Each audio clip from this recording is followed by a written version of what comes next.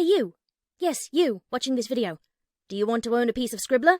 Only not a lock of hair or blood or flesh or anything else that will get you in trouble with the law?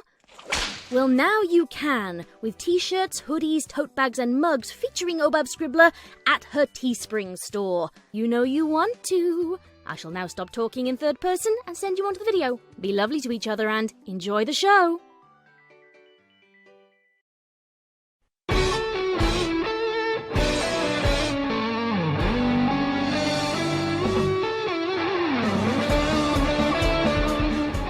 Ponytails. Read by Scribbler.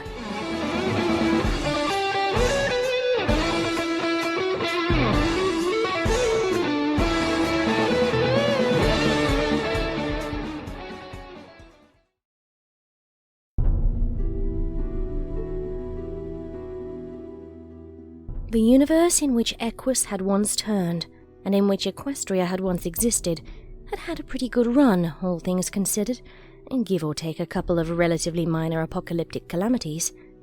But when the end of all that ever was came at last, and the stars had winked out of existence as though they had been no more than feeble sparks from a traveller's failing tinderbox, there remained, quite simply, an airless, matterless nothingness. And from that nothingness there came a sigh. Then there came a pause of immeasurable duration. This was closely followed by another sigh. And after that there came a voice. Though the words had always been there, they had simply been reserved until the need arose. It was an old voice and a new voice, a high voice and a low voice, a quick voice and a slow voice. Most of all, though, it was a distinctly put-upon voice. You're really not making this any easier for either of us, you know.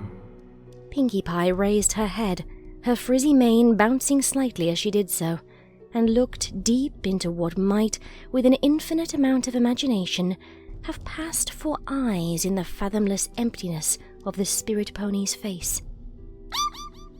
A small, nameless sound escaped her lips. It might have been a squeak of fear. It might have been a grunt of annoyance. It might have been a threat. It might even have been laughter. Considering everything else, it was probably laughter. Nevertheless, the moment quickly passed, and the universe became silent once again as it stood on the edge of oblivion. This was not the quiet of a country lane, nor even the stillness of midnight, but simply the utter absence of sound. No air now existed for it to pass through. No atmosphere remained for it to inhabit. There was the spirit pony, the earth pony, and nothing else. Pinkie had simply paid this inconvenient fact no heed, but otherwise nothing was all there was. Well, almost nothing. Just one simple atom of hydrogen, a single unassuming ionized proton, remained to keep them company, as it had done now for uncountable millennia.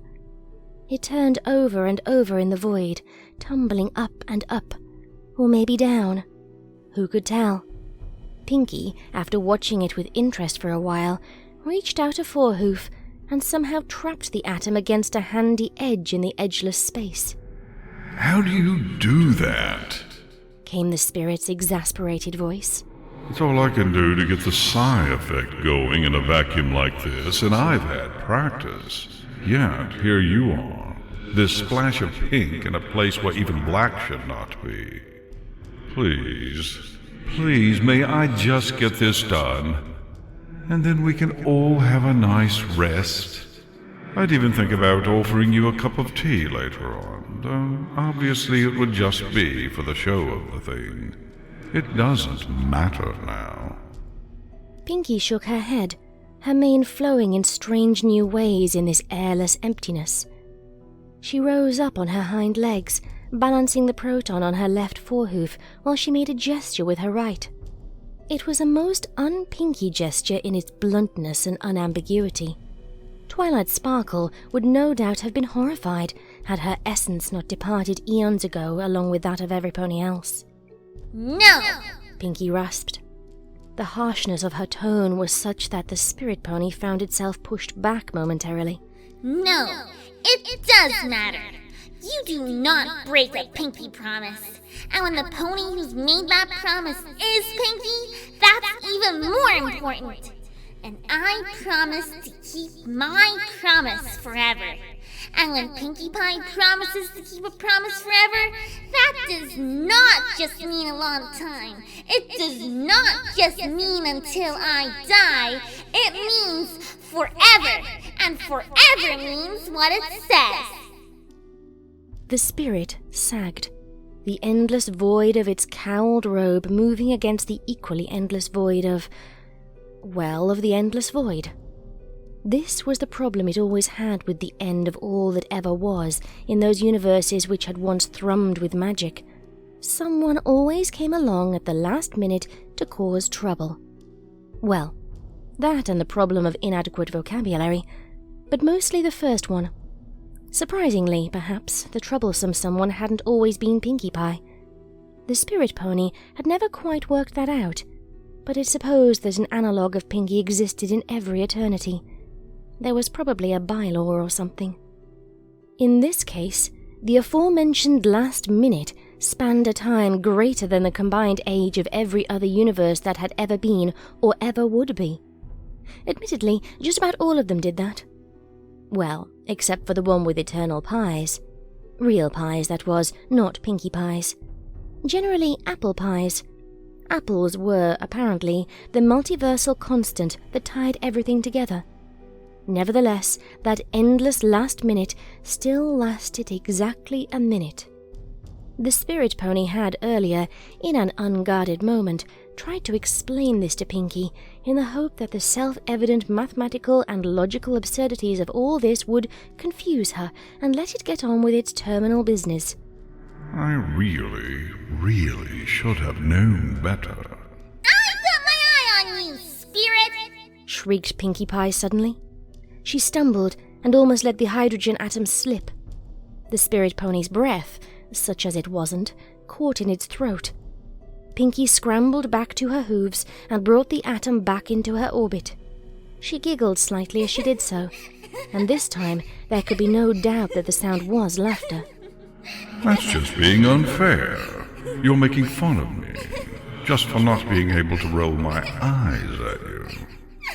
The spirit briefly considered raising an illusion of eyes beneath its cowl for this very purpose, but it dropped the idea almost at once. What would be the point?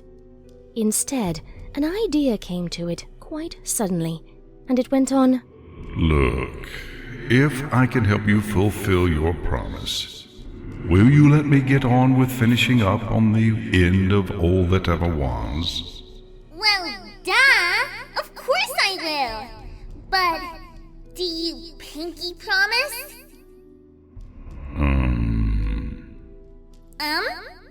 Pinkie cocked her head. I was just wondering how useful the words of the promise actually are right now. I have no heart. I need not fly when I can transport myself through the dimensions of all and of nothing, at the very glimmer of a thought. Sorry. I got a bit carried away there. But I also don't have any eyes. And there are no cupcakes now. None at all, not anywhere. Not even apple-flavored ones. So what? The spirit pony summoned up another sigh.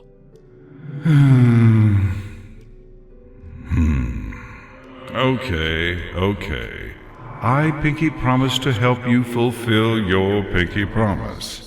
Cross my heart and hope to fly. Stick a cupcake in my eye. Pinkie's beam was a remarkable one, even by her doubtless very considerable standards. She lifted the hoof on which the atom of hydrogen still rested and, with infinite gentleness, blew it away from her. As it reached the spirit, it too winked out of all existence, out of all time, and even out of all thought. The beatific smile of relief that somehow flickered across the spirit pony's non-face was all that Pinkie needed to see and her beam widened still further. Oh, Spirit, you're the best! Now I've done what I had to do. I, Pinkie, promised to make every pony smile.